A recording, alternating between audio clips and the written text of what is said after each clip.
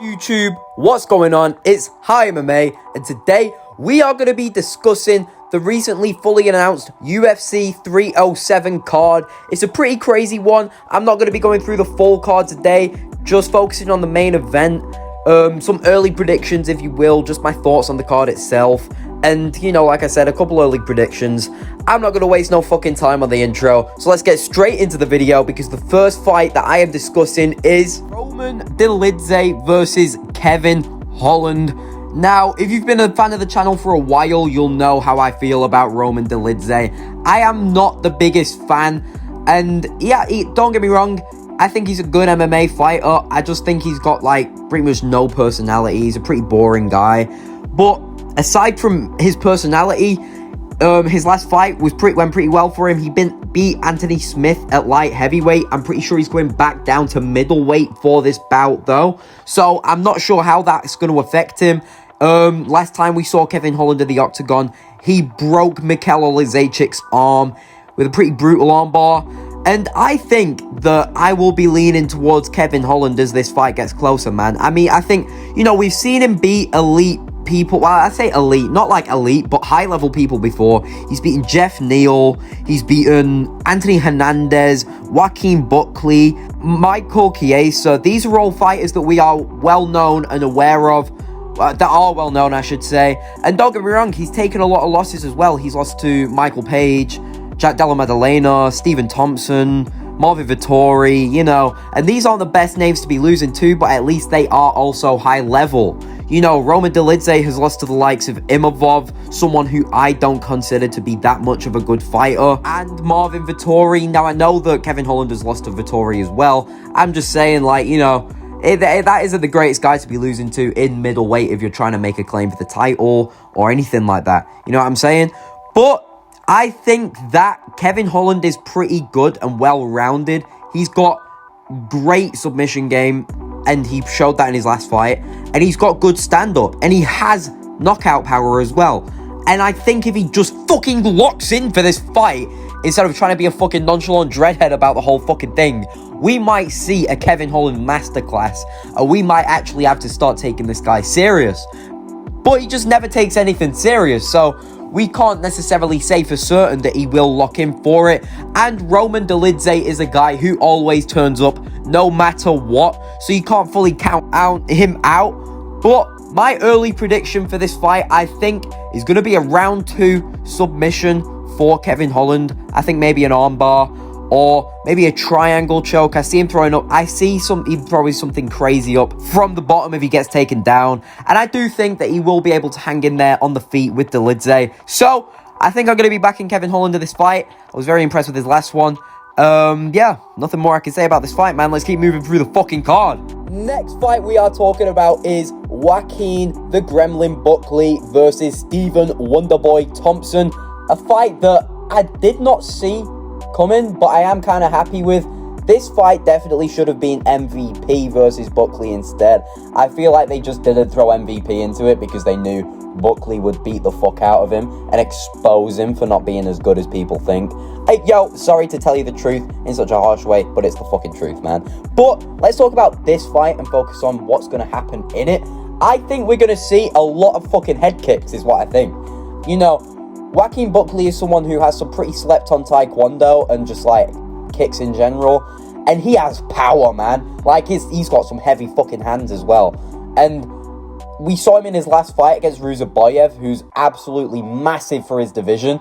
And Joaquin Buckley quite comfortably took him to a decision and fucking won, you know. And I think that he's going to finish Stephen Wonderboy Thompson in this fight because Wonderboy Thompson isn't necessarily someone with a lot of durability. It's not like you have to wear him down over the fight like with Ruziboyev. No, Joaquin Buckley could come out aggressive and find that fucking finish.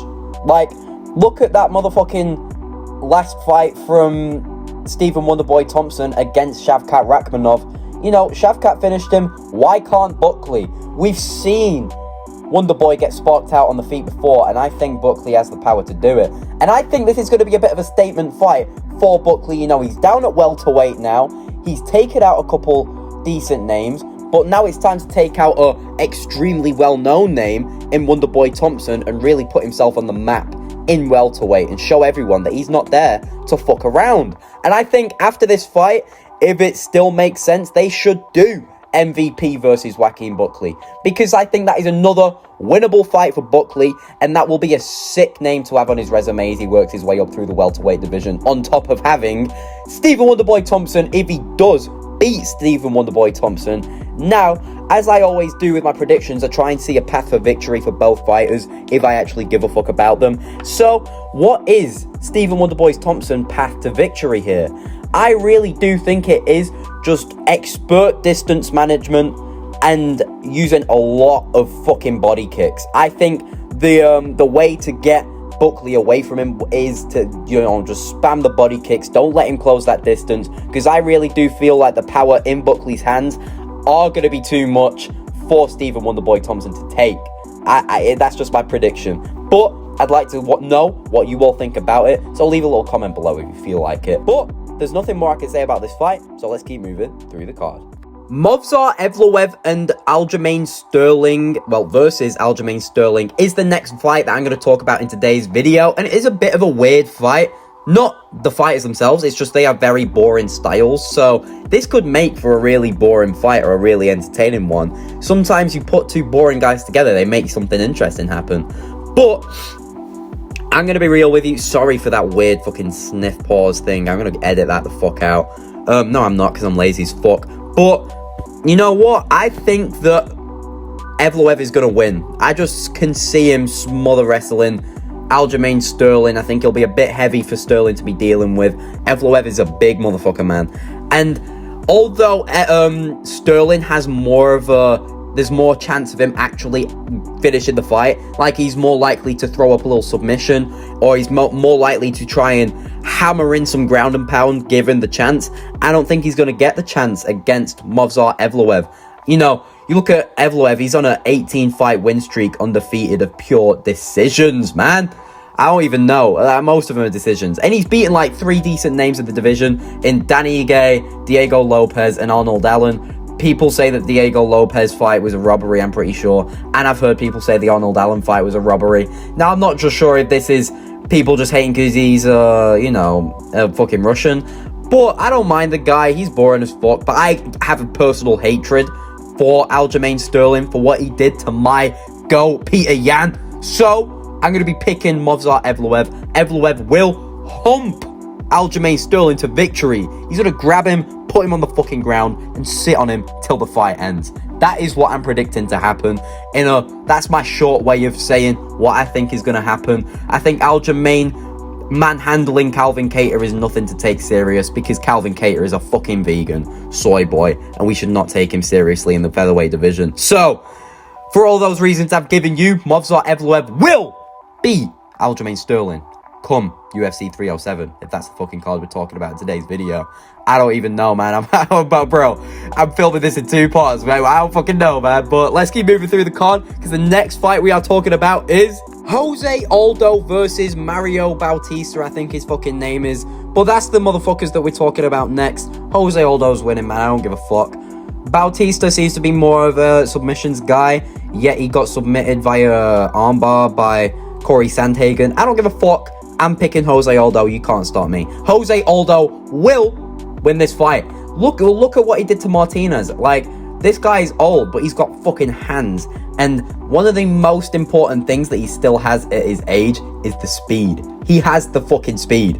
That is what he needs at a division like bantamweight to outpace these younger guys they're matching him up against. Instead of giving him Dominic Cruz so he can just beat him to a fucking pulp and be considered one of the GOATs again. Because I don't see enough people talking about how good Jose Aldo has been in bantamweight through all of his bantamweight career. Right, forget featherweight. Let's talk about bantamweight. He's been a problem, man. Imagine if he was in bantamweight in his prime. Imagine he was never in featherweight and he was just bantamweight. He would be the solidified bantamweight GOAT, and you wouldn't even be able to come close. Because look at it. Who's the bantamweight GOAT? Dominic Cruz with what, like fucking 3 title defenses? Sean O'Malley will overtake him in a year. So I don't know, I got kind of passionate with that rant, man. I think I need to chill the fuck out and smoke a joint when I finish filming this video. But yeah, man, I think you can all tell how I'm feeling about this fight. I think we're gonna see a little Jose Aldo masterclass incoming.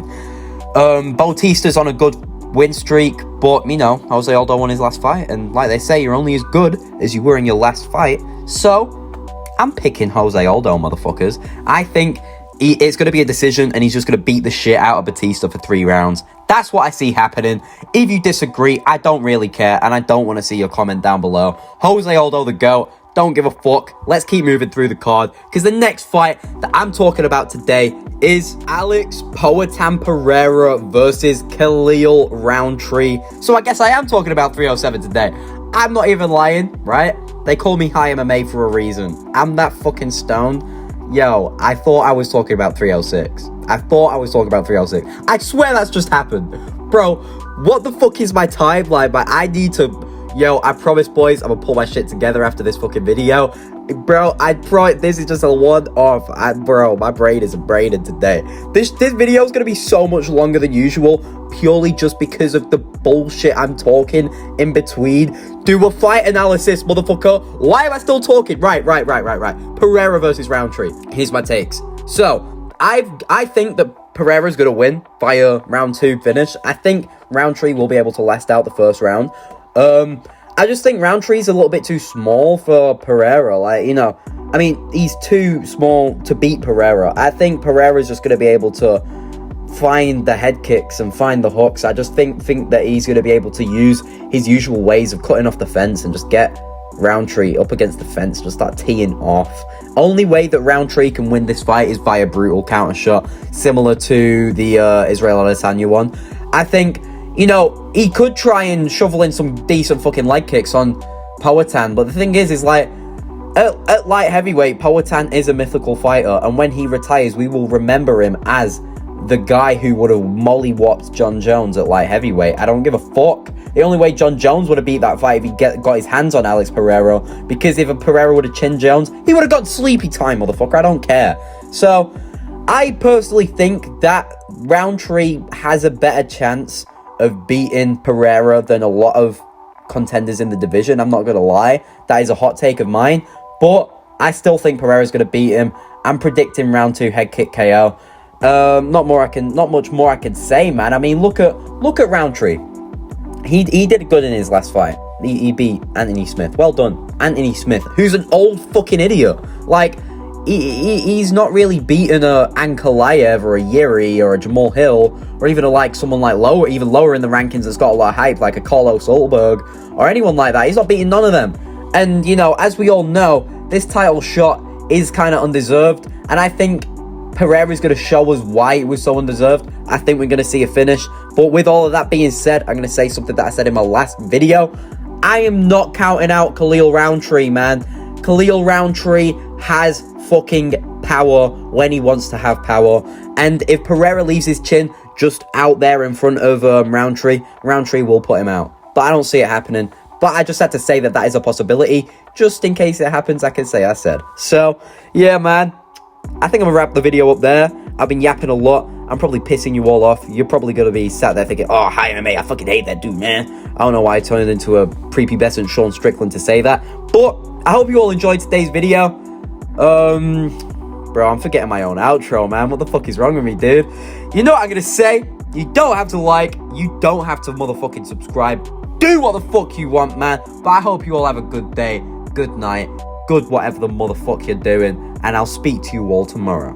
Peace.